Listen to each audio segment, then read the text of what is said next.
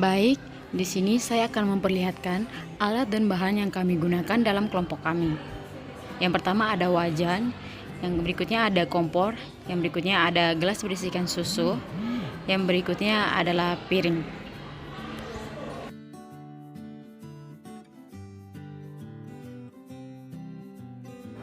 Warna normal susu berkisar dari putih kebiruan sampai kuning keemasan.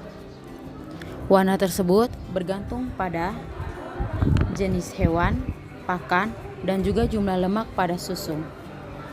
Pada kambing sendiri, warna normal susu adalah dengan kisaran antara putih ke kuningan. Nah, di sini saya akan memulai cara kerjanya. Uji organoleptik yang pertama adalah uji warna.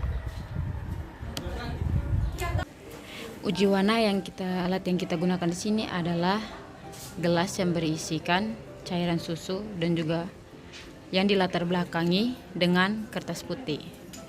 Nah, di sini dapat dilihat warna pada susu tersebut adalah putih kekuningan. Yang dimana warna putih pada susu merupakan reaksi dari cahaya dari globula lemak, kalsium kaseinat, dan kalsium fosfat. Ini yang membuat warna susu tidak tembus cahaya. Contohnya seperti yang sedang disenterkan menggunakan senter HP.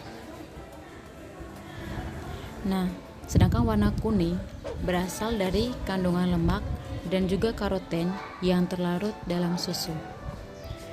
Karoten susu berasal dari pakan kehijauan.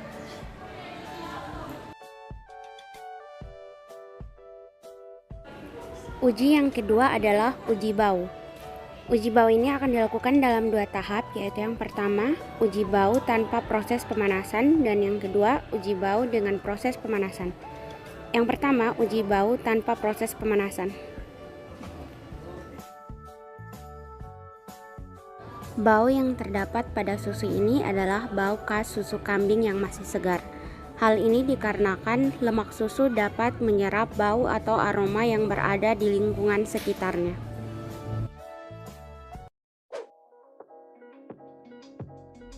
Yang berikut uji bau dengan proses pemanasan.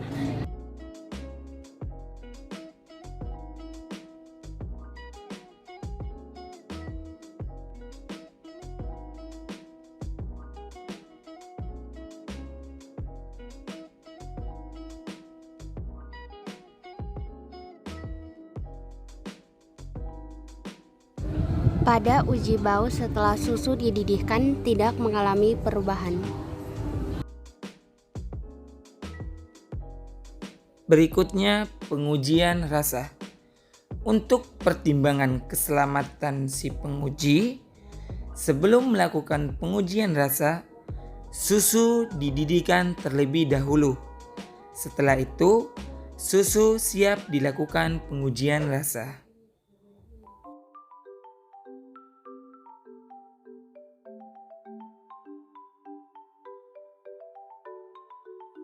Rasa susu kambing sedikit manis, diakibatkan kandungan laktosa yang ada di dalam susu tersebut. Laktosa adalah bentuk disakarida dari karbohidrat yang dapat dipecah menjadi lebih sederhana, yaitu galaktosa dan glukosa. Pada uji kekentalan air susu, perlakuan yang pertama, memasukkan 5 ml air susu ke dalam gelas bening.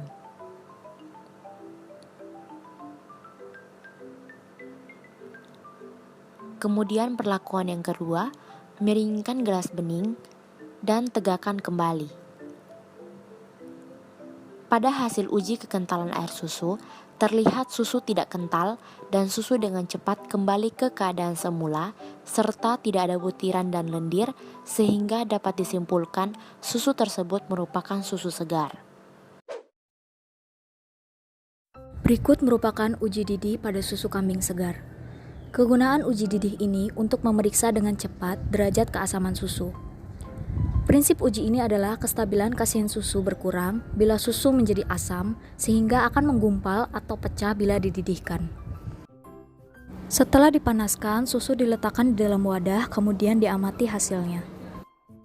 Susu dikatakan positif jika terdapat gumpalan, sedangkan hasil negatif ditunjukkan dengan tidak adanya gumpalan, yang artinya susu tersebut masih segar dan kestabilan kaseinnya masih terjaga. Hasil pengujian menunjukkan susu mengalami penggumpalan sehingga dikatakan hasilnya positif. Artinya, kestabilan kasein susu telah berkurang.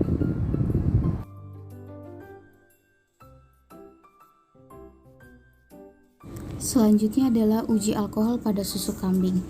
Uji alkohol dilakukan untuk menentukan sifat-sifat pemecah protein pada susu. Pada uji alkohol ini, kita akan mencampurkan susu kambing sebanyak 5 ml dengan alkohol 70% sebanyak 5 ml. Karena kelompok kami menggunakan sput dengan ukuran 3 ml, pengambilan alkohol dilakukan sebanyak 2 kali, yaitu pengambilan pertama larutan alkohol sebanyak 3 ml dan pengambilan kedua larutan alkohol sebanyak 2 ml.